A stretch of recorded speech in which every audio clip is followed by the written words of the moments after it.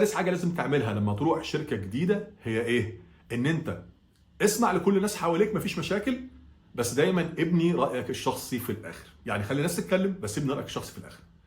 انا مش هقول لك كام مره، او مش هقول لك كام مره رحت اشتغلت في شركه زمان قوي، شركه كبيره مالتي ناشونال او كيان كبير، وكنت كل ما اروح مثلا مكان يقول لك ايه، الاقي الناس كلها بتتكلم يقول لك يا ساتر المدير ده صعب قوي ومستفز، والناس وفي مديرين تانيين مثلا كان الناس بتقعد تتريق عليهم على اسلوبهم ويقول لك بص الاسلوب بتاعه ده اسلوب غريب ده كده، والحوارات دي كلها. كنت بقعد اسمع الكلام ده كله، بس ما كنتش ببني طريقه تعاملي مع المدير ده غير على ازاي المدير ده بيتعامل معايا انا. ده الاساس.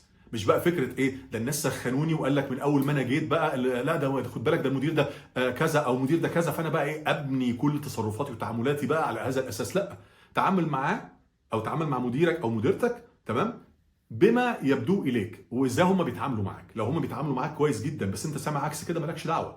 ده الاساس بتاع الموضوع. مش عايز اقول لك كم مره انا اشتغلت في شركه الناس حذروني من حد وفجاه لقيت الشخص ده احسن حد انا اتعاملت معاه.